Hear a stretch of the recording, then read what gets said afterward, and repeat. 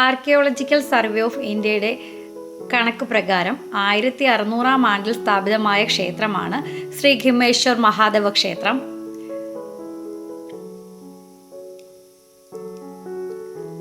ഇത് പഞ്ചപാണ്ഡവന്മാർ മഹാദേവനെ പ്രാർത്ഥിക്കുന്നതിലേക്കായി. Hi hello friends, എല്ലാവർക്കും പുതിയൊരു വീഡിയോയിലേക്ക് സ്വാഗതം. ഞാൻ നിങ്ങളുടെ സ്വന്തം സച്ചു വിബി. ഇന്ന് വിസിറ്റ് ചെയ്യാൻ പോകുന്നത് 7th സെഞ്ച്വറിയിൽ സ്ഥാപിതമായ ശ്രീ ഖിമ്മേശ്വർ മഹാദേവ ക്ഷേത്രത്തിലേക്കാണ്. അതിപുരാതന ക്ഷേത്രങ്ങളിലൊന്നാണ് ശ്രീ ഖിമ്മേശ്വർ മഹാദേവ ക്ഷേത്രം. ക്ഷേത്രത്തിനുള്ളിലേക്ക് കയറുമ്പോൾ തന്നെ മഹാദേവന്റെ ചെറിയൊരു പ്രതിഷ്ഠ വെച്ചിട്ടുണ്ട്.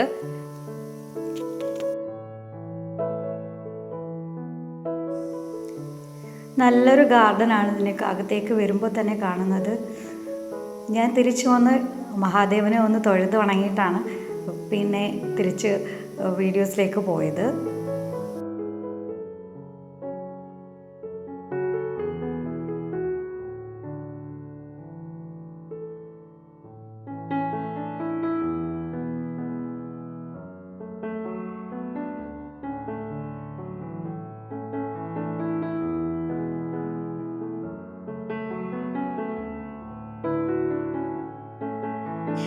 അങ്ങനെ പുറത്തുള്ള കാഴ്ചകളൊക്കെ കണ്ട് പ്രകൃതി സൗന്ദര്യമൊക്കെ ആസ്വദിച്ച് ഞങ്ങൾ അങ്ങനെ അമ്പലത്തിനുള്ളിലേക്ക് പോവുകയാണ് കേട്ടോ.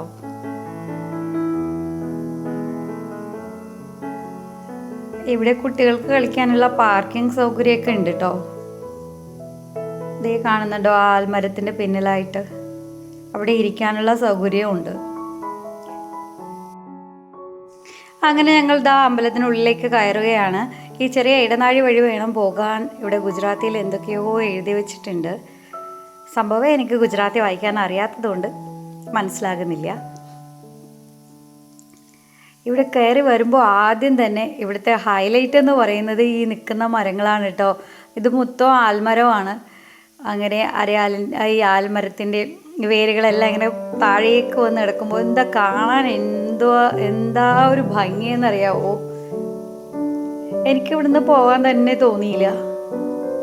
ഇവിടെ എല്ലാവരും വന്ന് ഇരിക്കുന്നുണ്ട്, കാണുന്നുണ്ടോ.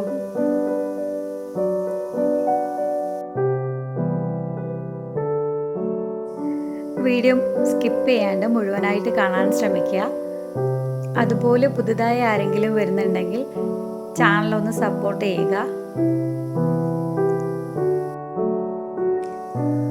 ഗുജറാത്തിലെ പോർബന്ദറിൽ നിന്ന് കുറച്ച് അകലെയായി സ്ഥിതി ചെയ്യുന്ന കടൽത്തീര ഗ്രാമപ്രദേശമായ കുച്ചിഡിയിലാണ് ശ്രീ ഖിമ്മേശ്വർ മഹാദേവ ക്ഷേത്രം സ്ഥിതി ചെയ്യുന്നത്.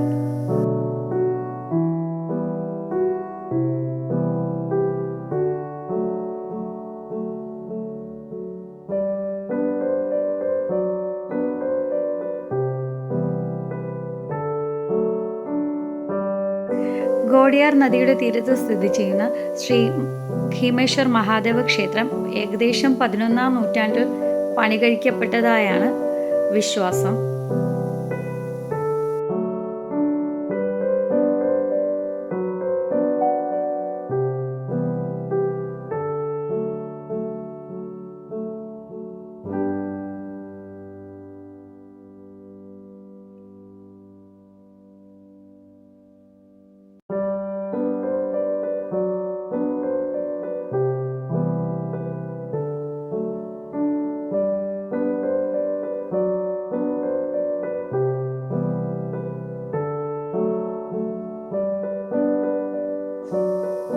ഈ കാണുന്നത് കിണറാണ്.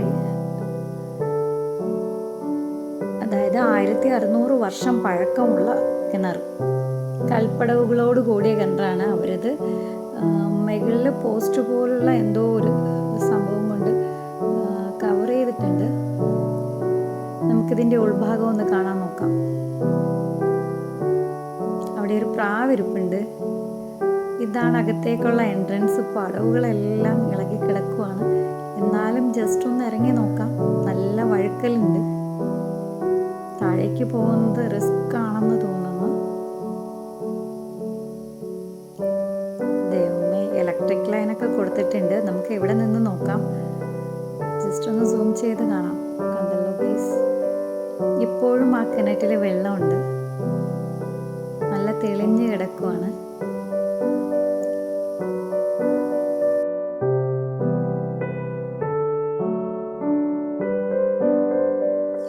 നമുക്കെന്നാൽ ഇനി ക്ഷേത്രത്തിനുള്ളിലേക്ക് കടക്കാം. ശ്രീകൃഷ്ണൻ്റെ ഒരു ചെറിയ വിഗ്രഹം വെച്ചിട്ടുണ്ട്. ദേ ഉള്ളിലേക്ക് കടന്നു കഴിഞ്ഞു. ഇവിടെ ഒത്തിരി പേര് നിൽക്കുന്നുണ്ട്.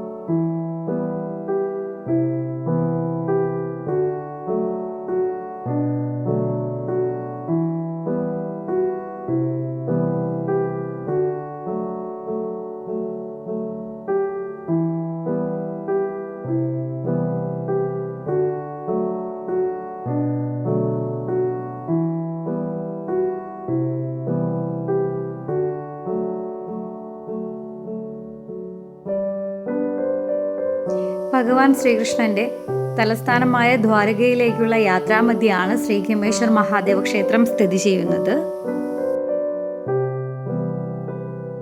ശ്രീ ഹിമേശ്വർ മഹാദേവ ക്ഷേത്രത്തിന്റെ ഐതിഹ്യം എന്ന് പറയുന്നത്, പഞ്ചപാണ്ഡവന്മാർ വനവാസ യാത്രയ്ക്ക് മുന്നായി കടൽ തീരത്ത് വിശ്രമിക്കുകയും പോകുന്നതിന് മുൻപായി മഹാദേവനെ പ്രാർത്ഥിക്കുകയും ചെയ്ത സ്ഥലം പിന്നീട് ശ്രീ ഹിമേശ്വർ മഹാദേവ ക്ഷേത്രമായി മാറി എന്നാണ് പറയപ്പെടുന്നത്. ഇതാണ് പഞ്ചപാണ്ഡവ പ്രതിഷ്ഠയായിട്ട് കണക്കാക്കപ്പെടുന്നത്. ഇവിടുന്ന് നേരെ നോക്കുമ്പോൾ കാണുന്നത് ശ്രീകോവിലാണ്. പഞ്ചപാണ്ഡവന്മാർ പൂജ ചെയ്ത സ്ഥലം പിന്നീട് പുണ്യഭൂമിയായി മാറി എന്നാണ് ഐതിഹ്യം പറയപ്പെടുന്നത്.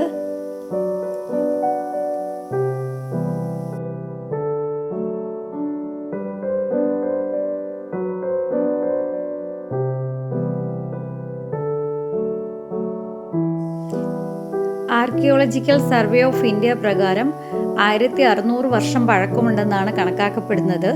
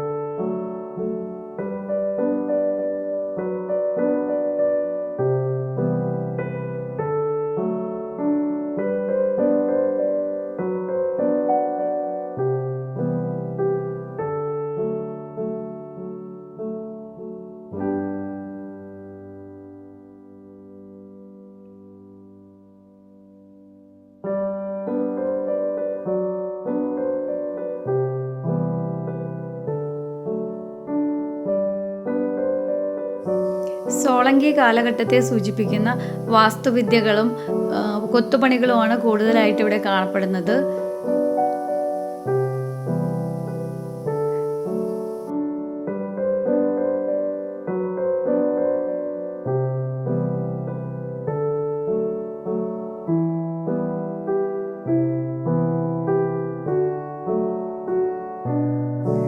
ഈ മരങ്ങൾക്ക് തന്നെ എത്രയോ വർഷങ്ങളുടെ പഴക്കം ഉണ്ടാവുമെന്നറിയാവോ? കൽത്തൂണുകൾ കൊണ്ടാണ് അത് താങ്ങി നിർത്തിയിരിക്കുന്നത്. ഇവിടെയെന്ന് പറയാൻ മഹാദേവന്റെ പ്രതിഷ്ഠ തന്നെയാണ് ഏറ്റവും കൂടുതലായിട്ടുള്ളത്.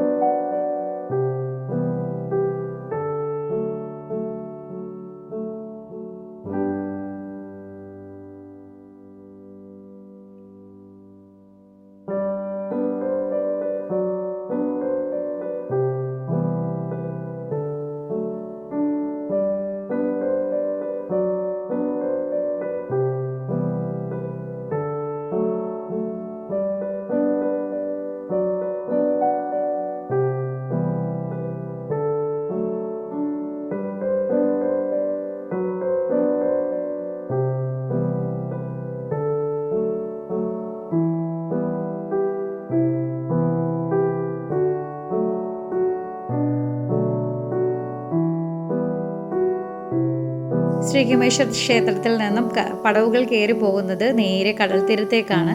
ഇത് വിശ്രമിക്കാനുള്ള സ്ഥലമാണ്. ക്ഷേത്രത്തിൽ നിന്നും വരുന്നവർക്ക് വിശ്രമിക്കാനും ഇരിക്കാനും ഒക്കെയുള്ള സ്ഥലമായിട്ടാണ് കാണുന്നത്. പിന്നെ നിങ്ങൾക്ക് എൻ്റെ വീഡിയോസ് ഇഷ്ടമായെങ്കിൽ എന്നെ സപ്പോർട്ട് ചെയ്യാനും ലൈക്ക് ചെയ്യാനും സബ്സ്ക്രൈബ് ചെയ്യാനും മറക്കരുത്. ഇനി അടുത്ത വീഡിയോയുമായി വീണ്ടും കാണും വരേക്കും thank you so much all.